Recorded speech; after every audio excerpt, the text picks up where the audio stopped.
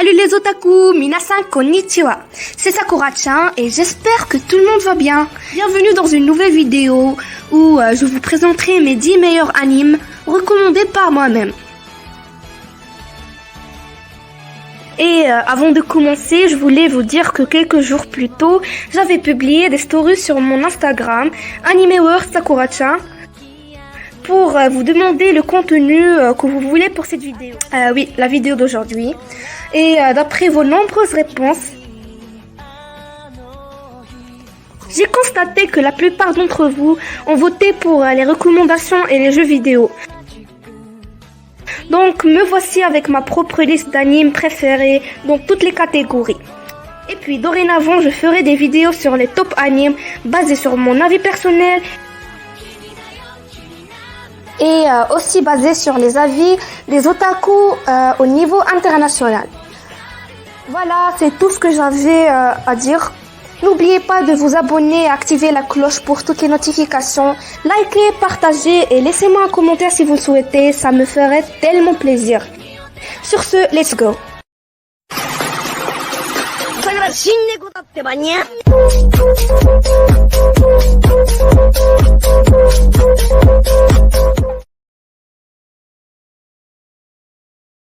Et voilà la première catégorie d'Attebayo. Action. Bleach. Bleach en anglais et Burichi en japonais. L'histoire suit les aventures d'Ichigo Kurosaki après avoir acquis les pouvoirs d'un Shinigami. Shinigami, littéralement dieu de la mort. Une personnification de la mort similaire à la faucheuse d'un autre Shinigami, Rukia Kuseki. Ces nouveaux pouvoirs le forcent à assumer le devoir de défendre les humains contre les mauvais esprits et de guider les âmes décédées vers l'au-delà.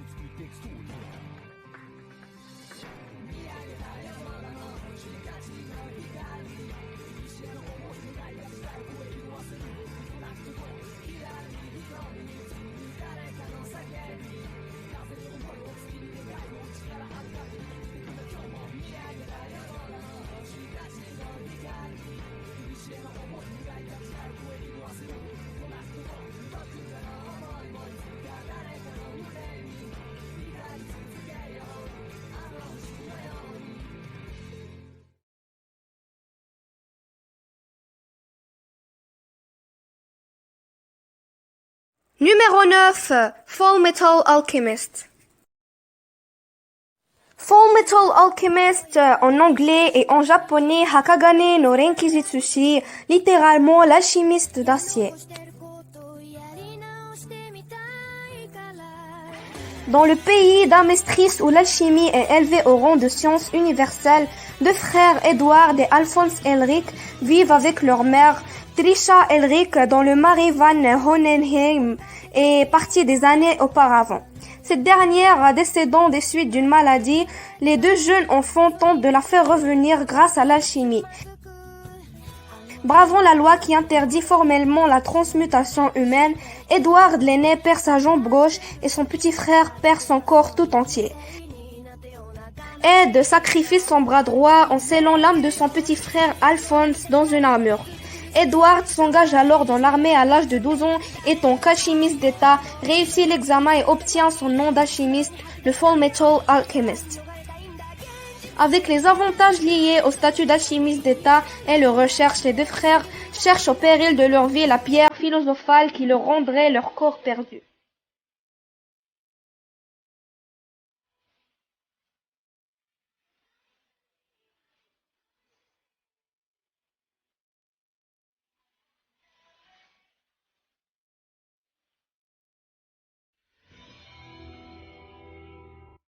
Numéro 8, Dororo. L'histoire de Dororo se déroule durant l'époque Sengoku. Conte l'histoire de Hyakimaru, jeune homme dont 48 parties du corps sont offertes à 48 démons au moment de sa naissance.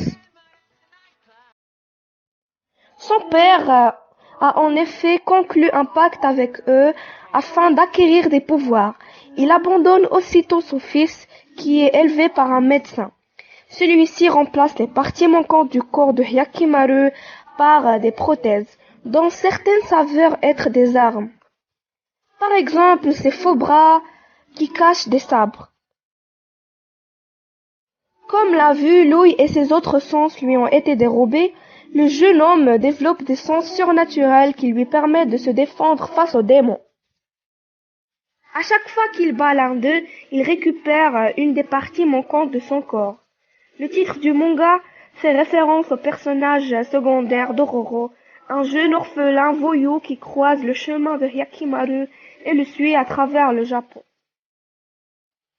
Personnellement, je vous recommande vivement de suivre Dororo parce que dès sa sortie, dans les 3 dernières années, je l'ai suivi jusqu'à la fin.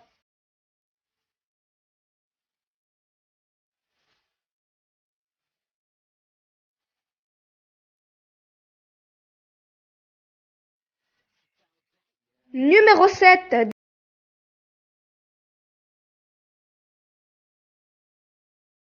Demon Slayer en anglais, Kimetsu no Yaiba en japonais, littéralement pourfendeur de démons. Dans un Japon de l'ère Taisho, Tanjiro est le fils aîné d'une famille de marchands de charbon dont le père est décédé. Pour subvenir aux besoins de celle-ci, il part vendre du charbon de bois en ville. Malgré les difficultés de la vie, ils réussissent à trouver un peu de bonheur dans leur quotidien. Un jour, à cause des rumeurs qui circulent à propos d'un démon, en japonais Oni, mangeur d'hommes qui traînerait dans les parages la nuit tombée, il est dans l'impossibilité de rentrer chez lui et finit par passer la nuit chez un beau samaritain de la ville.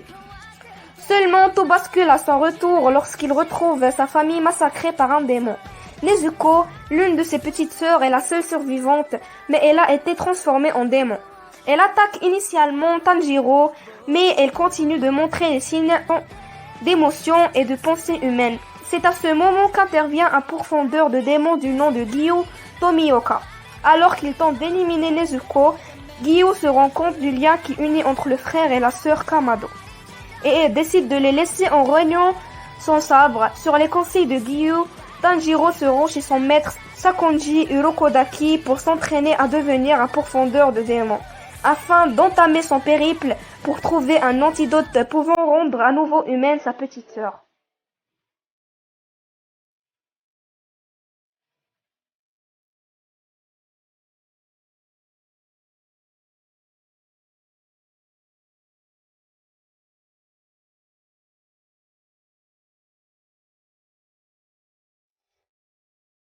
Numéro 6.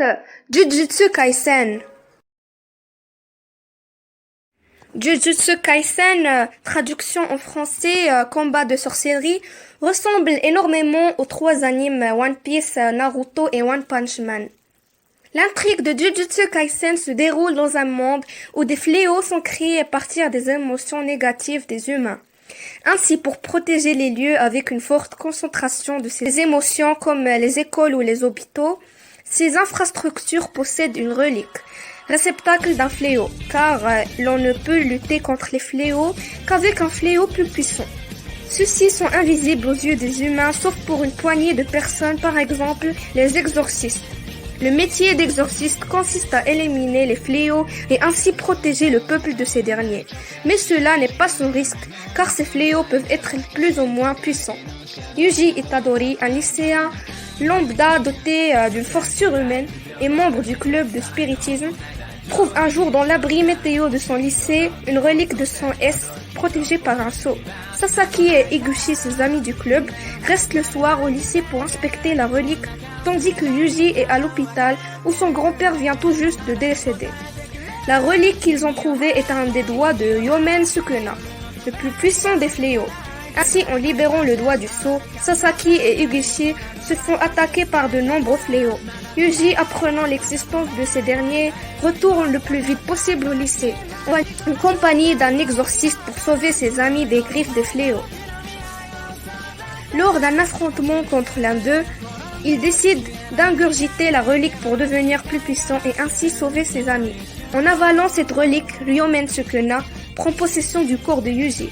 Mais cela n'est que de courte durée, car ce dernier arrive étonnamment à reprendre le contrôle sur Sukuna.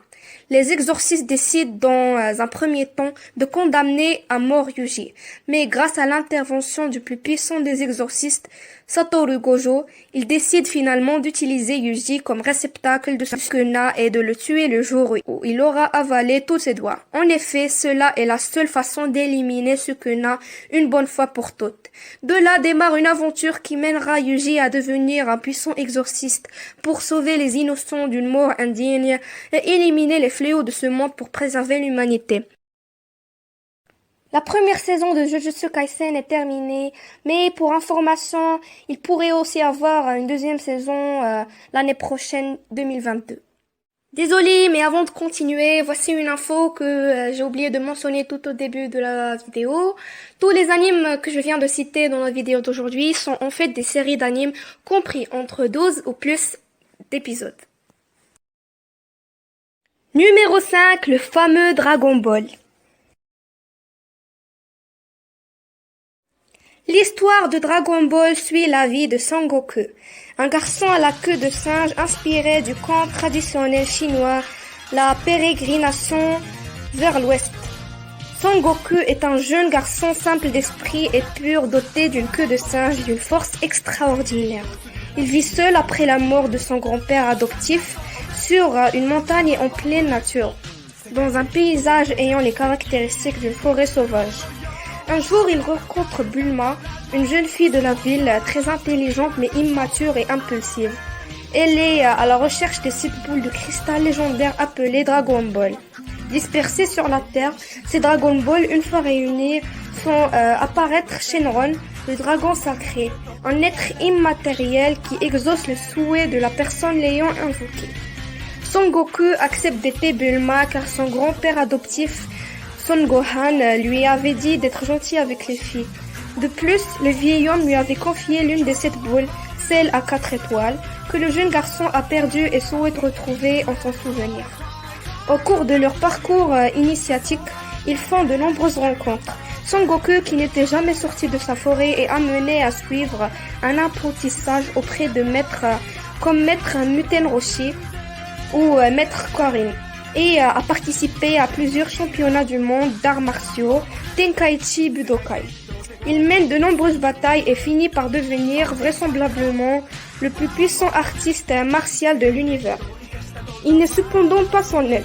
Le manga présente une vaste galerie d'artistes martiaux alliés ou d'ennemis, fournissant le conflit qui anime chaque art de la saga. Il existe aussi plusieurs autres saisons de Dragon Ball, comme Dragon Ball Z, etc., qui continuent bien sûr l'histoire de Son Goku et qui sont vraiment très surprenantes et émouvantes. Numéro 4, One Punch Man. Saitama est un jeune homme sans emploi, déprimé et sans but profond dans sa vie. Un jour, il rencontre un homme crabe qui recherche un jeune garçon avec un menton fondu comme un curry, selon ses termes. Saitama finit par rencontrer ce jeune garçon et décide de le sauver de l'homme crabe, qu'il arrive à battre difficilement. Dès lors, Saitama décide de devenir un super-héros et s'entraîne pendant 3 ans très sérieusement, sans pompe, sans squat, sans abdos et 100 km de course au quotidien. Il n'y a pas de conditions de chauffage ni de climatisation. À la fin de son entraînement si intense qu'il en perd ses cheveux, il remarque qu'il est devenu tellement fort qu'il parvient désormais à battre tous ses adversaires d'un seul coup de poing. Sa force démesurée est pour lui source de problèmes, puisqu'il ne trouve pas d'adversaire à sa taille et s'ennuie dans son métier de héros car les combats ne lui procurent plus aucune sensation ni aucune adrénaline. Bien qu'il ait mis un terme à un bon nombre de menaces, toutes plus dangereuses les unes que les autres, personne ne semble remarquer l'incroyable capacité de Saitama à l'exception de son ami et disciple Genos, un jeune homme devenu cyborg.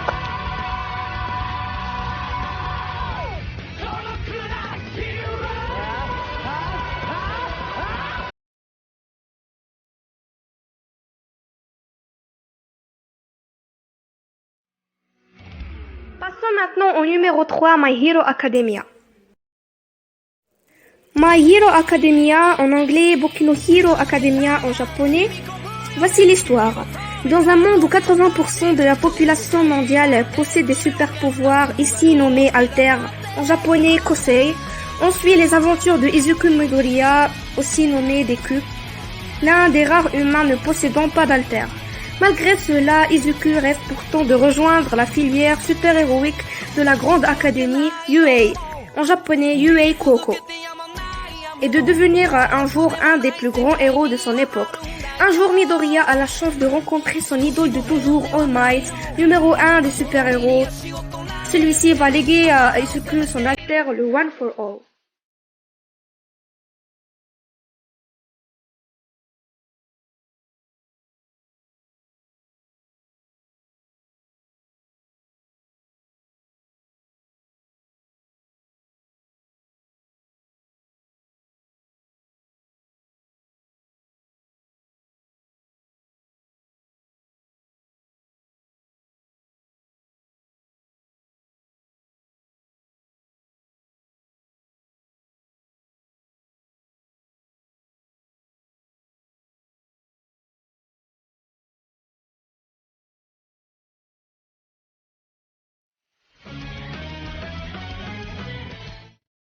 Numéro 2, Attack on Titan. Attack on Titan en anglais, l'attaque des titans en français, Shingeki no Kyojin en japonais. Littéralement le titan assaillant, souvent abrégé en SNK. L'histoire tourne autour du personnage principal, Eren Yeager, dans un monde où l'humanité vit entourée d'immenses murs pour se protéger de créatures gigantesques, les Titans. Le récit raconte le combat mené par l'humanité pour reconquérir son territoire en éclaircissant les mystères liés à l'apparition des Titans, du monde extérieur et des événements précédant la construction des murs. Plus de 100 ans avant le début de l'histoire, des créatures géantes humanoïdes nommées Titans, Kyojin, sont subitement apparues et ont presque anéanti l'humanité. Ces créatures géantes font habituellement entre 3 et 15 mètres de haut, avec quelques exceptions comme le titan colossal qui est en mesure 60. Il semblerait que les titans dévorent les humains par instinct et uniquement pour les tuer. En effet, ils ne possèdent pas de système digestif et n'ont pas besoin de se nourrir car ils puisent leur énergie dans la lumière du soleil. Néanmoins, certains sont actifs durant la nuit. Les titans ont la peau dure, des capacités régénératrices et ne peuvent être tués que par une incision profonde à la base de la nuque. Pour se protéger, l'humanité vit entourée par un système de 3 murs concentriques de 50 mètres de haut, distants les uns des autres d'une centaine de kilomètres. Le mur extérieur est le mur Maria, Wall Maria. L'intermédiaire est le mur rose, Wall Rose. Et le central est le mur Sina, Wall Sina, afin de pouvoir se défendre plus facilement et efficacement, ainsi que pour réduire les coûts nécessaires à la défense des bastions ont été fabriqués. Ils permettent aux membres d'une garnison d'attirer les titans à un même endroit du mur afin de les attaquer à l'aide de canons. Grâce au relief et l'altitude grandissant à l'approche du mur central, de nombreux cours d'eau irriguent la zone dans son intégralité, ce qui permet à l'humanité de ne manquer ni de ressources minérales ni de gaz naturel. Ces 3 murs sont considérés comme sacrés par certains cultes, considérés comme 3 déesses qui protègent les humains. La lutte contre les titans est organisée autour d'une armée répartie en 3 branches. Le bataillon d'exploration, Chōsa Heidan, effectue de reconquête de territoires à l'extérieur des murs, là où se trouvent les titans. Du faible taux de réussite de ces missions, l'existence du bataillon d'exploration est souvent déplorée par le peuple. La garnison Shutan Heidan s'occupe de la protection des murs et des habitants des villes. Enfin, les brigades spéciales Kenpeidan opèrent sous l'autorité royale dans des conditions de vie prospères et doivent maintenir la paix à l'intérieur des murs. Seuls les 10 premières recrues de chaque brigade d'entraînement reçoivent le privilège de demander une affectation au sein des brigades spéciales. Afin d'accéder aux points faibles des titans, les soldats utilisent des lames et les équipements de manœuvre tridimensionnels Ritaikido Sochi, leur permettant de se déplacer rapidement dans un espace à 3 dimensions. Bien qu'elles permettent une grande mobilité à un utilisateur expérimenté, elles entraînent un grand risque de surcharge des muscles et nécessitent donc une condition physique particulière et un sens de l'équilibre maîtrisé. Un entraînement dur est demandé aux soldats. Bref, l'histoire suit Eren Yeager qui est le protagoniste du manga. Il est très impulsif, idéaliste, déterminé et violent. Et enfin, mon numéro 1, et pour vous prévenir, ce n'est pas seulement mon meilleur animé en action, mais dans toutes les catégories. C'est mon top 1 depuis tous les temps, dans tous les animés. Et qui dit ninja dit Naruto. Numéro 1, Naruto. Naruto est un shonen manga écrit et dessiné par Masashi Kishimoto. L'origine de Naruto se déroule dans un monde rétro-futuriste où, bien que de nombreuses technologies modernes aient vu le jour, les ninjas et les samouraïs sont restés de véritables puissances militaires. Chaque pays a un village qui représente la force militaire du pays, dirigé par un Kage, le chef du village. Les villages, à travers leurs ninjas, se livrent des guerres les uns aux autres, à petite ou grande échelle, que ce soit pour obtenir des caractéristiques avantageuses propres au village ennemi ou pour soumettre un autre village et gagner en puissance.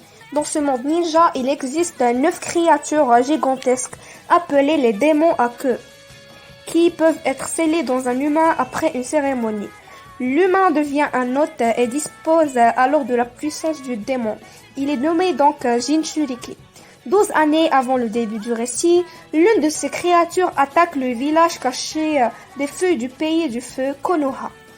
Elle est capturée et la moitié de son esprit a été scellée dans un nouveau-né nommé Naruto Uzumaki par le 4e Hokage, son père, Minato Namikaze, faisant de lui le Jinchuriki du démon à 9 queues, Kyuubi, nommé Kurama. L'histoire commence pendant l'adolescence de Naruto, vers ses 12 ans, orphelin, cancre et grand farceur. Il fait toutes les bêtises possibles pour se faire remarquer. Son rêve est de devenir le meilleur Hokage afin d'être reconnu par les habitants de son village. En effet, le démon renard à 9 queues scellé en lui a attisé la crainte et le mépris des autres villageois qui, avec le temps, ne font plus différence entre Kyuubi et Naruto. Malgré cela, Naruto s'entraîne dur afin de devenir Genin, le premier niveau chez les ninjas. Après avoir raté l'examen Genin 3 fois, il arrive finalement à recevoir son bandeau frontal de Konoha. Il est alors inclus dans une équipe de 3 apprentis ninjas avec Haruno Sakura et le talentueux Uchiha Sasuke, qui veut venger les personnes chères à ses yeux en tuant son frère Itachi Uchiha. Peu après, il rencontre leur Jonin, ninja de classe supérieure, celui qui s'occupera de leur formation, le mystérieux Hatake Kakashi. Au début craint et méprisé par ses pairs, Naruto va peu à peu monter en puissance et gagner le respect et l'affection des villageois grâce notamment au combat dantesque qu'il remportera face aux ennemis les plus puissants de Konoha.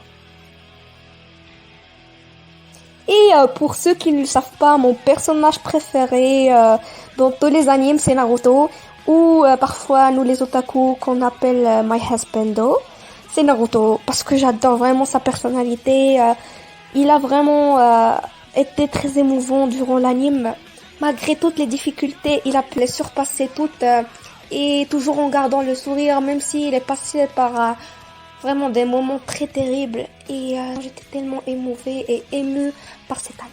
Je vous recommande vivement de le regarder. Il existe aussi 2 autres saisons pour Naruto. La première saison s'appelle Naruto et parfois nous les otaku on l'appelle Naruto Kid. La deuxième saison, Naruto Shippuden, qui raconte l'adolescence de Naruto où il y aura plusieurs exploits et Naruto sera reconnu parmi plusieurs shinobi. En japonais c'est shinobi, en français c'est ninja. Et la troisième saison qui est Boruto Next Generation. Tout d'abord, Boruto, c'est le fils de Naruto. Et Boruto, c'est lui qui continuerait l'histoire de Naruto dans une nouvelle génération. Voilà, c'était tout pour Action. Passons maintenant à la catégorie suivante, Romance. Puisque je suis une personne qui suit toujours les animes Lave et Moué, pour ceux qui ne comprennent pas ces termes, je vais vous dire tout simplement les animes romantiques. Cela dit, il a été tellement difficile pour moi pour faire un classement pour mes animes de romance préférés, mais je me suis résolue enfin à faire un classement et le voici. Numéro 10, Tsukite Inayo. Tachibana Mei est une jeune fille réservée et renfermée sur elle-même. Elle a passé ses saisons de vie sans avoir aucun petit ami ou sans se faire des amis. Un jour, elle blesse le garçon le plus populaire à l'école, Yamato Kurosawa. Mais pour une raison inconnue, celui-ci semble bien l'aimer et prétend unilatéralement qu'ils sont amis.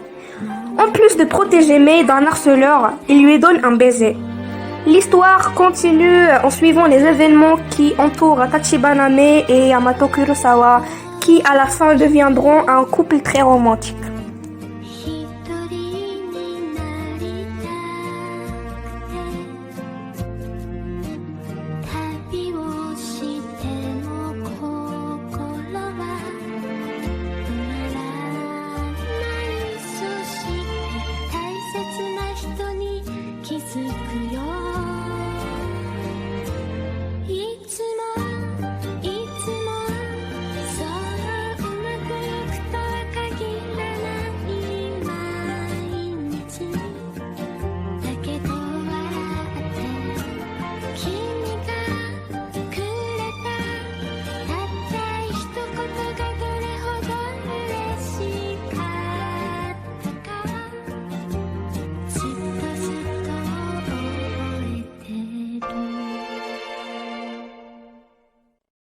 Numéro 9, Nyankoi.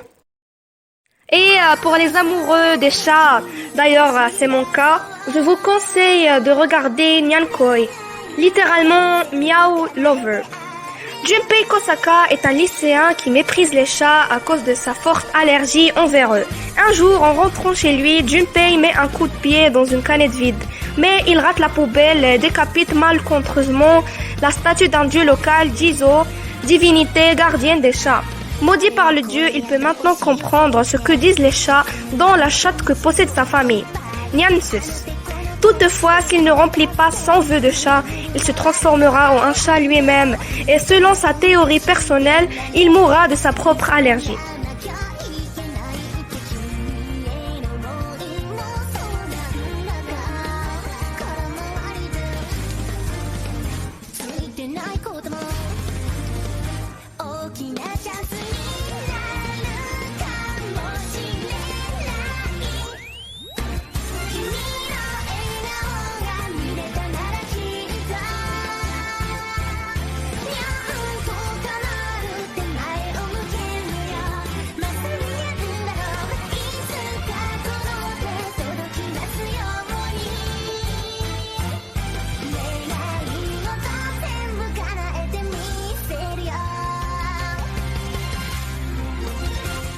Numéro 8, Orange.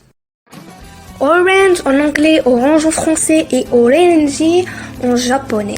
Naho est une jeune lycéenne de 16 ans vivant à Matsumoto dans la préfecture de Nagano. Son quotidien est bouleversé par la réception d'une lettre du futur.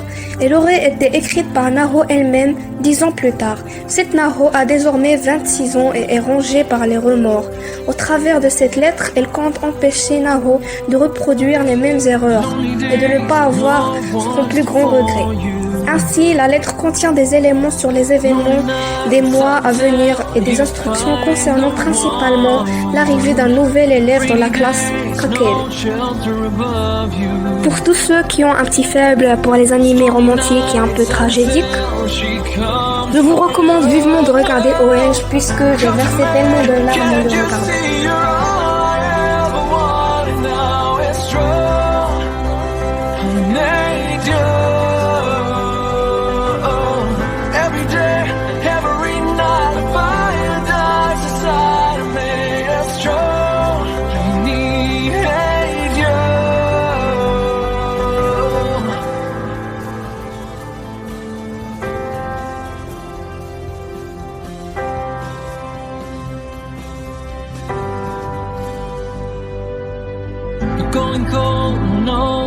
punched for me. Running tears just like a waterfall. Clear your thoughts, no more time. Numéro 7, Toradora. Le titre Toradora est tiré des noms des deux personnages principaux, Taiga Aisaka et Ryuji Takasu. Le nom de Taiga est l'équivalent de Tiger en anglais et donne en japonais Tora, le tigre. Tandis que la première partie du nom de Ryuji, Ryu signifie Dragon, le dragon, soit Doragon, en transcription japonaise du terme anglais. Le titre Toradora est donc tout simplement la combinaison des deux termes. Ryuji Takasu est un élève japonais qui vient de rentrer en terminale et qui vit seul avec sa mère. Il aimerait être un simple lycéen ordinaire, mais il est doté d'un défaut, ses yeux intimidants. À cause de son air patibulaire, des rumeurs stupides n'arrêtent pas de circuler sur lui, notamment le fait qu'il frapperait quiconque oserait le bousculer et qu'il serait prêt à tuer, alors que c'est un jeune homme sensible des plus recommandables. À cause de cela, il rencontre des grandes difficultés à se faire des amis. Le plus lourd à supporter est l'absence de relations amoureuses. Par chance, il se trouve dans la même classe que son meilleur ami Yusaku Kitamura et de son coup de cœur la jolie Minaru Kushieda. Joie de courte durée puisqu'il va littéralement tomber sur la tsundere locale, Taiga Aisaka, surnommé le tigre de poche à cause de sa petite taille et de son agressivité. Il va notamment découvrir que Taiga est amoureuse de son meilleur ami Yusaku. C'est alors le début d'une relation sulfureuse entre ces deux-là. Entre cette tsundere qui profitera de lui et en fera son homme de ménage et accessoirement un punching ball, mais qui le garde près de lui afin de se rapprocher de Kitamura, tandis que Ryuji espère faire de même avec l'énergique et non moins étrange Kushieda. Numéro 6, Kimi ni Todoke. Kimi ni Todoke en japonais, souvent aussi connu sous Sawako, littéralement pour t'atteindre en français. L'histoire est comme suivant. Au lycée, Sawako suscite peur et incompréhension à cause de son apparence, à l'opposé de Kazehaya qui est un jeune homme charmant que tout le monde considère comme son ami. À son contact, Sawako commence peu à peu à changer, mais il est difficile de combattre les préjugés. Cependant, une ambiance romantique naîtra entre ces deux tourtereaux. C'est pour ça que je vous recommande de continuer l'histoire jusqu'à là.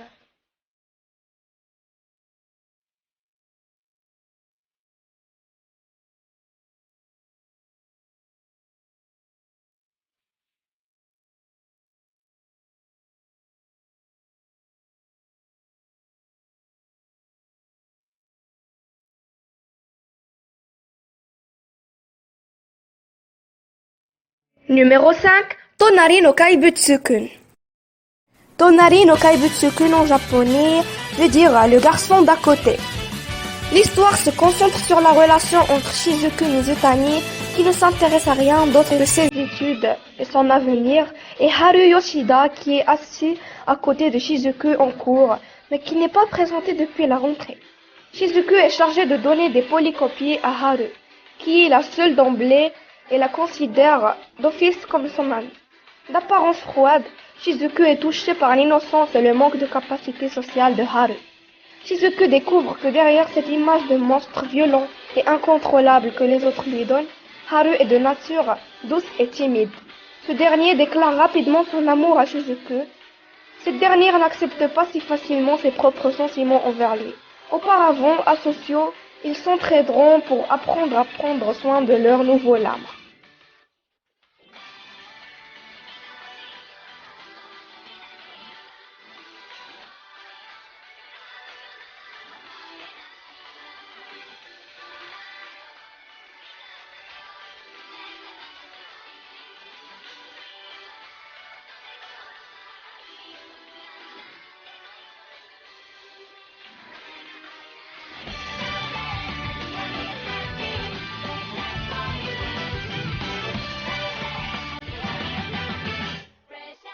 Numéro 4, Itazura no Kiss. Itazura no Kiss en japonais et en anglais Playful Kiss. L'histoire est comme ceci. Kotoko Aihara, une jeune étudiante pas très douée pour les études et très maladroite, va un jour sa lettre D'amour, être violemment rejeté par Noaki Irie, le garçon le plus brillant et populaire de l'école, mais qui est d'un naturel froid dont elle est folle amoureuse. Sa malchance ne s'arrête pas là. Le soir même, à la suite d'un tremblement de terre, sa maison est la seule à s'écrouler à cause d'une mauvaise charpente. Kotoko et son père se voient alors être hébergés par des amis d'enfance de ces derniers, qui se trouvent être les parents de Naoki. Kotoko doit gérer la honte qui la submerge face à Irie, mais également le caractère dédaigneux de celui-ci à son encontre n'impressionne pas sa présence.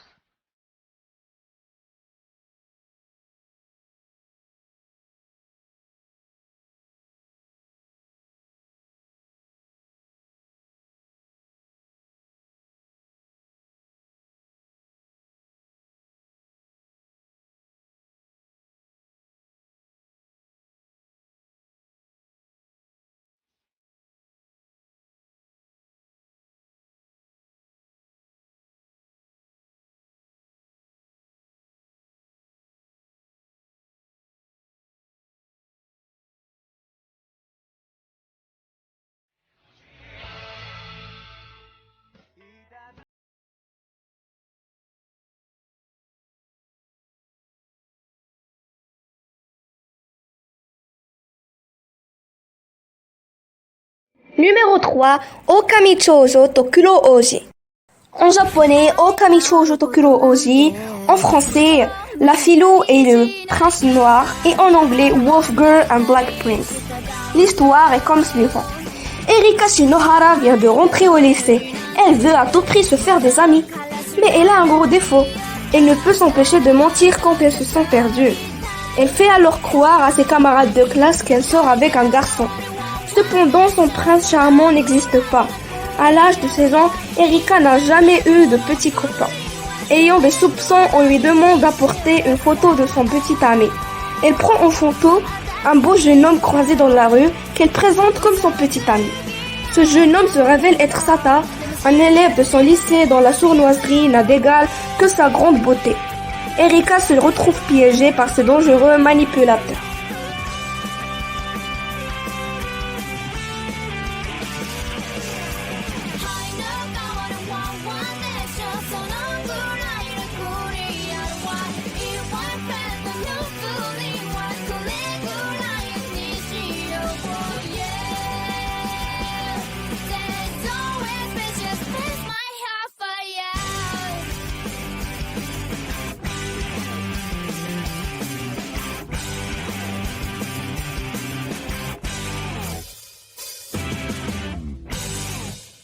Numéro 2, Akagami no Shirayuki Hime. En japonais, Akagami no Shirayuki Hime et en français, Shirayuki aux cheveux rouges. L'histoire est comme suivant. Shirayuki, une jeune herboriste, a la particularité d'avoir les cheveux rouges, ce qui attire bien des regards dont celui du prince de son pays, Raji, qui veut en faire sa concubine. Bien décidée à prendre en main son destin, Shirayuki s'enfuit de son pays. En chemin, elle croise Zen, un jeune homme aux allures de vagabond qui en fait un prince. Et ses deux aides, Kiki et Mitsuhide, une étrange complicité va naître entre Shirayuki et Zen qui vont devoir traverser des épreuves incroyables.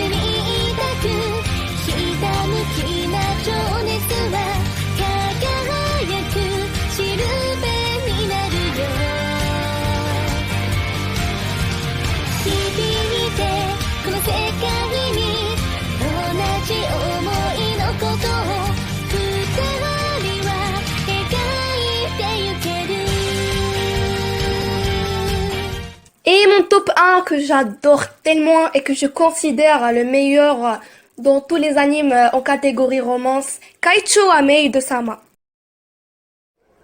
Kaicho Ahmed-sama, en japonais, littéralement, la présidente est une maid. Voici l'histoire. Nous voici au lycée de Seika Heights, établissement de bas étage où les garçons forment 80% des effectifs. C'est dans cet univers très masculin qu'Ayuzawa Misaki, présidente du conseil des élèves, fait régner une discipline militaire à force de travail et de détermination. Ce petit brin de femme a su attirer le respect. Belle, énergique, intelligente, Misaki suscite l'admiration parmi les autres filles qu'elle ne manque jamais de défendre. En revanche, elle répand une terreur sacrée parmi les garçons qu'elle tient fort peu en estime. C'est particulièrement le cas de son rival masculin, le très calme et respecté Ushi Takumi. Éternel premier devant Misaki, Ushi provoque en plus des océans de larmes en rejetant sans faiblesse les filles qui se confessent à lui. Ce quotidien n'est qu'une facette de la vie de Misaki. Issue d'une famille pauvre, elle vit dans une maison délabrée en compagnie de sa mère infirmière et de sa petite sœur. Pour subvenir à leurs besoins, elle travaille donc à mi-temps comme maid dans un café. Pour ne pas écorner une réputation chèrement acquise, la jeune présidente tient à garder secrète cette double vie. Elle craint le pire lorsqu'Ushi la surprend à son travail. Mais contre toute attente, le jeune garçon révèle un intérêt pour Misaki qu'il décide de soutenir. Dans l'ombre de la rivalité va naître une certaine complicité.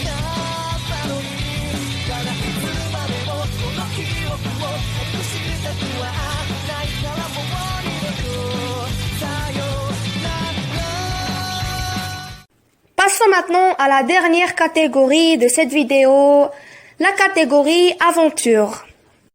Numéro 10, Samurai Champloo. En anglais, Samurai Champloo et en prononciation japonaise, Samurai Champloo. L'histoire se déroule dans une version fictive de l'ère Edo au Japon. Une jeune fille nommée Fu recherche un samouraï qui sent le tournesol et se fait accompagner par deux individus qui sont Mugen, extravagant ancien pirate devenu vagabond, et Jin, un samouraï Ronin, impassible à la suite d'un pari qu'elle a gagné contre ces deux derniers.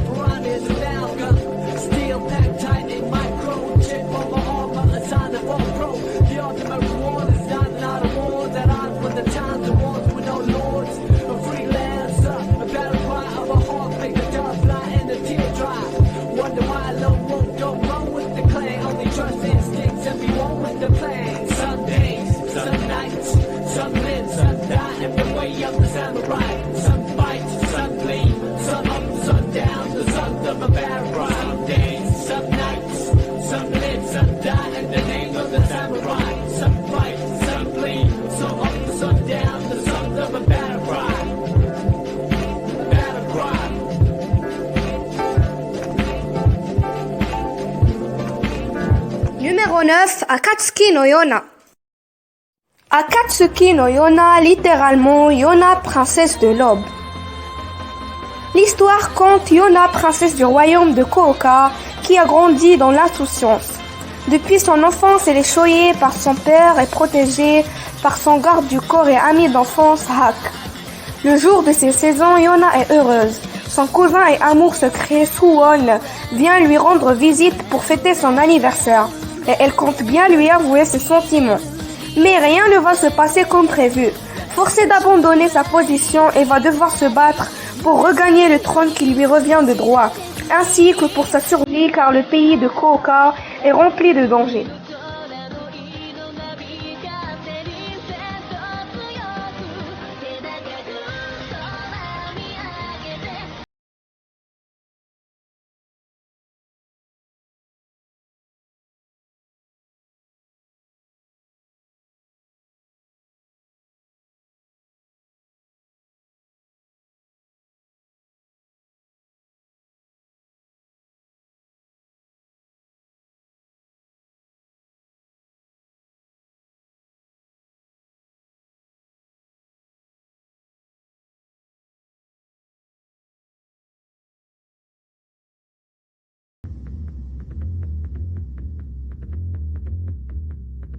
Numéro 8, Fushigi Yugi.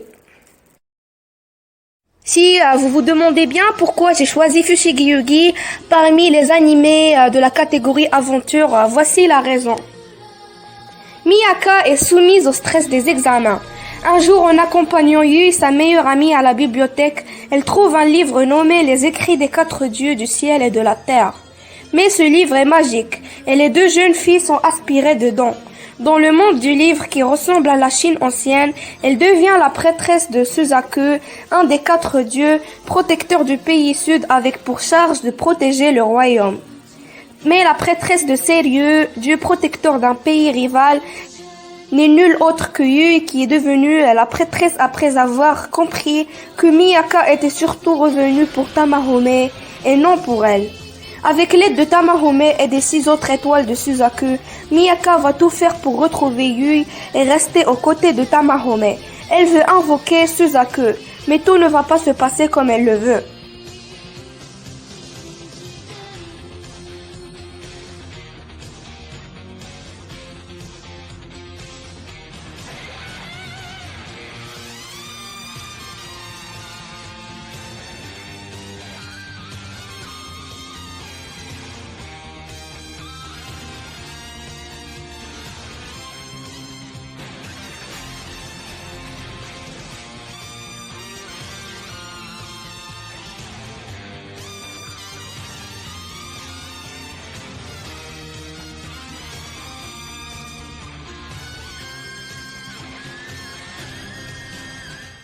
Numéro 7, Pokémon.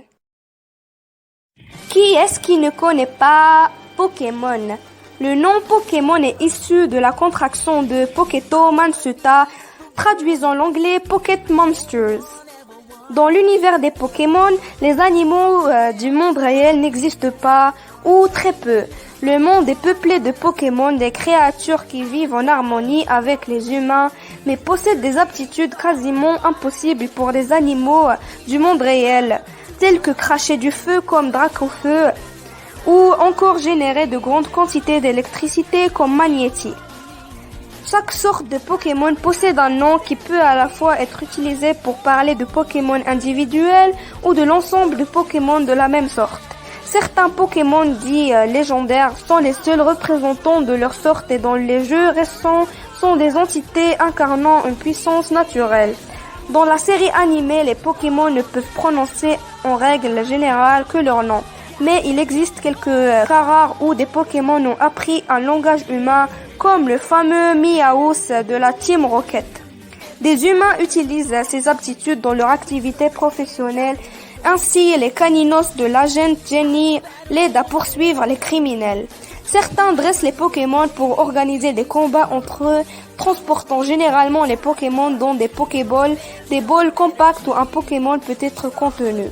Ces dresseurs Pokémon voyagent à travers le monde dans le but d'attraper le plus grand nombre de Pokémon, puis éventuellement devenir maître Pokémon, un titre donné aux dresseurs ayant battu le maître de la ligue. Certains dresseurs enregistrent les informations des Pokémon qu'ils ont capturés ou observés dans un Pokédex, un appareil électronique qui répertorie et affiche les informations sur les différents Pokémon. À partir de l'âge de 10 ans, il est possible de commencer son apprentissage de dresseur en recevant une licence de la Ligue Pokémon. L'apprentissage consiste à partir capturer des Pokémon dans leur habitat naturel puis à les entraîner au combat. Les matchs Pokémon consistent en combat entre les Pokémon de deux dresseurs et se terminent quand tous les Pokémon de l'un d'entre eux sont KO. La mort des Pokémon est donc évitée et les Pokémon peuvent être soignés au centre Pokémon, un bâtiment où les infirmières guérissent les Pokémon blessés. Pour participer à des compétitions, les dresseurs peuvent se déplacer aux différentes arènes Pokémon où un badge leur est offert s'ils sortent victorieux d'un match contre le champion d'arène. Après avoir gagné tous les badges de la région, un dresseur peut partir au siège de la Ligue Pokémon pour affronter 4 dresseurs d'élite, souvent appelés le Conseil des 4. Ce n'est qu'après avoir battu ces 4 dresseurs que le dresseur peut affronter le maître de la Ligue.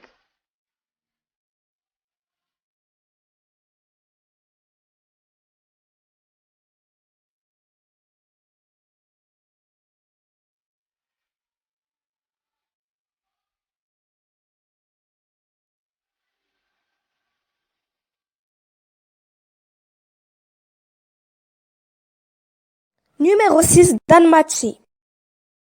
Danmachi, la légende des Familia, connue au Japon sous le titre Jungeo Nidea Yomotomeru no wa Machigateru Daroka. Communément désignée comme le donjon, la ville d'Orario dispose d'un énorme labyrinthe dans son sous-sol, dans lequel se trouve un assortiment de monstres allant des gobelins aux dragons. Les dieux ayant décidé de vivre parmi les mortels donnent leur bénédiction Falna à ceux ayant le courage de parcourir le donjon. Ils deviennent alors des aventuriers Boken